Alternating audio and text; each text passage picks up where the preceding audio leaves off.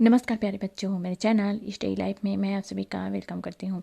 मैं आज बाल विकास के 10 महत्वपूर्ण प्रश्न लेकर आई हूँ जो कि pre DElEd, pre BEd, CTT exam के दृष्टिकोण से बहुत ही महत्वपूर्ण है। बार बार परीक्षा में पूछे गए प्रश्न हैं।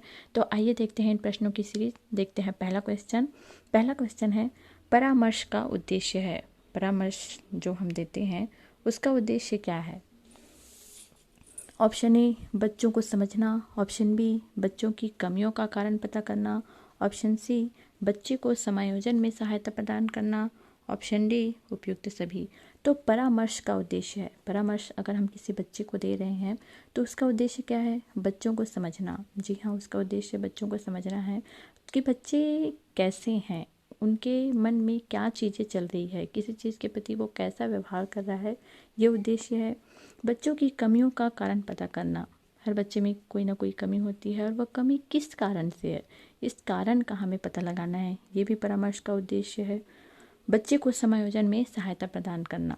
बच्चा जो है घर में, परिवार में या स्कूल में समायोजन नहीं कर पा रहा है, एडजस्टमेंट नहीं हो पा रहा है, तो हमें उसे सहायता प्रदान करना है। क्योंकि सभी जगह सभी चीज़ें हमारे अकॉर्डिंग नहीं हो सकती। जैसे बच्चा चाहता है कि जैसा माहौल मुझे घर में दिया जाता है वैसा ही माहौल स्कूल में मिले, तो ये कुछ हद तक तो संभव है, लेकिन बहुत ज़्यादा हद तक संभव नहीं है। तो कहीं भी अगर हम रहते हैं तो सबके साथ घुल मिल कर रहना है। तो परामर्श का उद्देश्य है उपयुक्त सभी। बच्चों को समझना, बच्चों की कमियों का कारण पता करना, बच्चे को समायोजन में सहायता प्रदान करना। तो इसका राइट आंसर रहेगा ऑप्शन डी, उपयुक्त सभी। नेक्स्ट क्वेश्चन है, शिक्षा मनोविज्ञान की दृष्टि से निम्न में से कौन सा कथन सत्य है? शिक्षा मनोविज्ञान की दृष्टि से निम्न में से कौन सा कथन सत्य है? लास्ट में देखिए पूछा जा रहा है कौन सा कथन सत्य है। तो सबसे पहले तो हमें जो कथन असत्य है उनका पता लगाना होगा। असत्य कथन जैसे ही अलग हो जाएंगे फिर सत्य कथन एक जो बचेगा वही रहेगा हमारा आंसर। तो आइए देखते हैं शिक्षा मनोविज्ञान की दृष्टि से कौन सा कथन सत्य है। बच्चे अपने ज्ञान का सृजन स्वयं करते हैं। विद्यालय में आने से पहले बच्चों को कोई पूर्व ज्ञान नहीं होता। अधिगम प्रक्रिया में बच्चों को कष्ट होता है। बच्चे यथावत वही सीखते हैं जो उन्हें पढ़ाया जाता है। तो चलिए नीचे से बढ़ते हैं।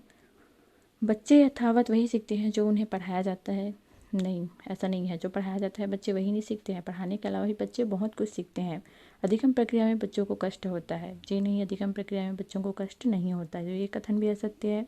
विद्यालय में आने से पहले बच्चों को कोई पूर्व ज्ञान नहीं होता। पूर्व ज्ञान होता है। पूर्व ज्ञान मतलब पहले का ज्ञान। तो स्कूल आने से पहले भी बहुत कुछ सीखे रहते हैं वो। तो ये तीनों कथन जो है सत्य है। अब बच्चे अपने ज्ञान का सृजन स्वयं करते हैं। देखिए क्वेश्चन था हमारा, शिक्षा मनोविज्ञान की दृष्टि से कौन सा कथन सत्य है? तो इसका कथन है बच्चे अपने ज्ञान का सृजन स्वयं करते हैं। चलिए बढ़ते हैं नेक्स्ट क्वेश्चन है, बच्चों में नैतिकता की स्थापना के लिए सर्वोत्तम मार्ग है। बच्चों को हम नैतिकता की स्थापना के लिए कौन सा रास्ता चुने? उन्हें धार्मिक पुस्तक पढ़ाना। धार्मिक पुस्तक तो पढ़ाएंगे बट बच्चे उससे इतने ज़्यादा इफ़ेक्टिव नहीं होते हैं। शिक्षा का आदर्श रूप में व्यवहार करना, उनका मूल्य शिक्षा पर मूल्यांकन करना। मूल्य शिक्षा पर भी मूल्यांकन करेंगे तब भी बहुत सारी कमियां पता चलती है। सीखने का स्तर जो है वो थोड़ा सा कम हो जाता है मूल्यांकन करने पर। मूल्य शिक्षा पर उन्हें प्रातःकालीन सभा में उपदेश देना। प्रातःकालीन सभा में उपदेश देने पर भी उनके मन मस्तिष्क में इफ़ेक्ट नहीं पड़ता। तो इसका राइट आंसर रहेगा शिक्षक का आदर्श रूप में व्यवहार करना। बच्चों में नैतिकता की स्थापना के लिए सर्वोत्तम मार्ग है शिक्षक का आदर्श रूप में व्यवहार करना। शिक्षक अगर आदर्श व्यवहार प्रस्तुत कर रहा है तो बच्चों में नैतिकता की स्थापना के लिए यही सबसे अच्छा और सर्वोच्च मार्ग है। नेक्स्ट क्वेश्चन है, शिक्षक और विद्यार्थी के मध्य संबंध होना चाहिए। शिक्षक और विद्यार्थी के मध्य संबंध कैसा होना चाहिए? स्नेह का, विश्वास का, सम्मान का, ये सभी। तो शिक्षक एवं विद्यार्थी के मध्य संबंध होना चाहिए स्नेह का। स्नेह होना चाहिए, जैसे है बच्चे हैं, शिक्षक है, उन दोनों के बीच स्नेह होना चाहिए। विश्वास का, विश्वास भी होना चाहिए। शिक्षक को बच्चे के ऊपर होना चाहिए और बच्चे को शिक्षक के ऊपर होना चाहिए। सम्मान का, सम्मान भी होना चाहिए। ऐसा नहीं है कि विद्यार्थी शिक्षक का सम्मान कर रहे हैं और शिक्षक विद्यार्थी का सम्मान नहीं कर रहा है। तो नहीं, ये दोनों तरह से होता है, दोनों साइड से होता है। अगर आप सम्मान दे रहे हैं तो सम्मान मिलेगा भी। तो शिक्षक और विद्यार्थी के मध्य संबंध होना चाहिए स्नेह का भी, विश्वास का भी और सम्मान का भी। तो इसका राइट आंसर रहेगा ये सभी। नेक्स्ट क्वेश्चन है, एक अच्छा अध्यापक विद्यार्थियों के मध्य बढ़ावा देता है। एक अच्छा अध्यापक जो है वो विद्यार्थियों के मध्य किसको बढ़ावा देगा? प्रतियोगिता की भावना को। जी नहीं, हमें बच्चों के बीच प्रतियोगिता नहीं करवानी है, मतलब प्रतियोगिता की भावना उनमें पैदा नहीं करना है। सहयोग की भावना, प्रतिद्वंदिता की भावना, तटस्थता की भावना। तो एक अच्छा अध्यापक विद्यार्थियों के मध्य बढ़ावा देता है हमेशा सहयोग करने की भावना। किसी चीज़ को सब मिलजुल कर कीजिए ताकि बच्चे जो हैं उनके अंदर सहयोग की भावना उत्पन्न हो। बच्चे सीखें कि किसी काम को या किसी का सहयोग हम करेंगे तो आगे हमें भी सहयोग प्राप्त होगा। तो इसका राइट आंसर रहेगा ऑप्शन बी। नेक्स्ट क्वेश्चन है, मानसिक रूप से स्वस्थ अध्यापक की विशेषता क्या है? वह संवेदनात्मक रूप से संतुलित है, उसे अपने विषय का गहन ज्ञान है, वह अत्यधिक संवेदनशील है, वह सख्त अनुशासन पसंद करता है। तो मानसिक रूप से स्वस्थ, किसी भी व्यक्ति का स्वास्थ्य अच्छा रहे इसके लिए सबसे ज़्यादा ज़रूरी है उसका मानसिक स्वास्थ्य। शारीरिक स्वास्थ्य तो मायने रखता ही है, लेकिन मानसिक स्वास्थ्य उससे ज़्यादा मायने रखता है। अगर आपका मन अच्छा है तो सब अच्छा है। कहते हैं मन चंगा तो कठौती में गंगा, तो वही है। तो मानसिक रूप से स्वस्थ अध्यापक की विशेषता है उसे अपने विषय का गहन ज्ञान है। विषय का तो ज्ञान तो रहता ही है। वह अत्यधिक संवेदनशील है, वह सख्त अनुशासन पसंद करता है। तो नहीं, ये रहेगा वह संवेदनात्मक रूप से संतुलित है। नेक्स्ट क्वेश्चन है, शिक्षा का अति महत्वपूर्ण उद्देश्य है। शिक्षा हम प्राप्त करते हैं, शिक्षा बच्चों को प्रदान करते हैं, तो शिक्षा का उद्देश्य क्या है? आजीविका कमाना। क्या हम शिक्षा दे रहे हैं या शिक्षा इसलिए प्राप्त कर रहे हैं ताकि हम आजीविका कमा सकें? बच्चों का सर्वांगीण विकास, पढ़ना और लिखना सिखाना, बौद्धिक विकास। तो शिक्षा का उद्देश्य पढ़ना और लिखना सिखाना है या बच्चों का बौद्धिक विकास करना है? बच्चे का बौद्धिक विकास तो होगा ही, चाहे वो पढ़े या ना पढ़े। पढ़ना और लिखना सिखाना भी शिक्षा का महत्वपूर्ण उद्देश्य नहीं है। शिक्षा का अति महत्वपूर्ण उद्देश्य है बच्चे का सर्वांगीण विकास करना। सर्वांगीण शारीरिक विकास, मानसिक विकास, धार्मिक विकास, सामाजिक विकास, सभी प्रकार का विकास। सर्वांगीण मतलब पूरे जितने विकास हैं वो सभी इसमें आ जाते हैं।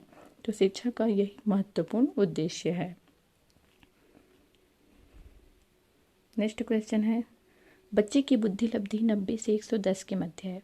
एक बच्चा है जिसकी बुद्धि लब्धि 90 से 110 के मध्य है। वह है सामान्य बुद्धि, प्रखर बुद्धि, उत्कृष्ट बुद्धि, प्रतिभाशाली। तो बच्चे की बुद्धि लब्धि 90 से 110 के मध्य है, वह आएगा सामान्य बुद्धि के अंतर्गत। सतत एवं व्यापक मूल्यांकन में व्यापक मूल्यांकन शब्दावली का तात्पर्य है। सतत व्यापक मूल्यांकन में व्यापक मूल्यांकन का तात्पर्य क्या है? सभी विषयों का मूल्यांकन, सह शैक्षिक क्षेत्र का मूल्यांकन, शैक्षिक और सह शैक्षिक क्षेत्र का मूल्यांकन और शैक्षिक क्षेत्र का मूल्यांकन। तो सतत एवं व्यापक मूल्यांकन में व्यापक मूल्यांकन का तात्पर्य है शैक्षिक एवं सह शैक्षिक क्षेत्र का मूल्यांकन। नेक्स्ट क्वेश्चन है, दीक्षा द्वारा पूछे गए एक प्रश्न का उत्तर शिक्षक तत्काल नहीं दे पाता है। शिक्षक की प्रतिक्रिया क्या होनी चाहिए? दीक्षा एक विद्यार्थी है, एक बालिका है और उसने आपसे प्रश्न किया है। अब ऐसा तो नहीं है शिक्षक हैं तो सभी प्रश्नों का उत्तर पता रहेगा। कई बार ऐसा भी होता है कि हमें कई प्रश्नों के उत्तर पता नहीं होते हैं। तो ऐसी स्थिति में आप क्या करेंगे? क्या प्रतिक्रिया होगी आपकी? शिक्षक द्वारा दीक्षा को चुप करा देना? जी नहीं भाई, उसे चुप नहीं कराना है, नहीं तो उसकी जो जिज्ञासा है वो कैसे शांत होगी? उसके मन में तो प्रश्न बना ही रहेगा। शिक्षक द्वारा दीक्षा का ध्यान भटका देना? तो नहीं, उसका ध्यान भी नहीं भटकाना है। शिक्षक को कहना चाहिए मैं नहीं जानता हूँ, ये भी नहीं कह सकते कि मैं नहीं जानता हूँ। शिक्षक द्वारा इस प्रश्न का सही उत्तर बाद में समझ कर देना चाहिए। तो अगर किसी बच्चे ने प्रश्न पूछा है और अगर आपको उस समय उसका आंसर नहीं पता है तो इस प्रश्न का सही उत्तर बाद में समझकर उसको देना है, लेकिन उसको बताना है ताकि उसकी जिज्ञासा जो है वो शांत हो सके। उसने प्रश्न किया था तो उसका उत्तर क्या होगा ये बच्चा जो है वो जानना चाहता है, तो हमें उसे बताना है। तो चलिए आज की क्लास यहीं समाप्त करते हैं। आशा करते हैं आप सभी को मेरा वीडियो अच्छा लगा होगा। स्टडी रिलेटेड क्लास से जुड़े रहने के लिए मेरे चैनल को सब्सक्राइब करें, वीडियो को लाइक और शेयर करना ना भूलें। धन्यवाद।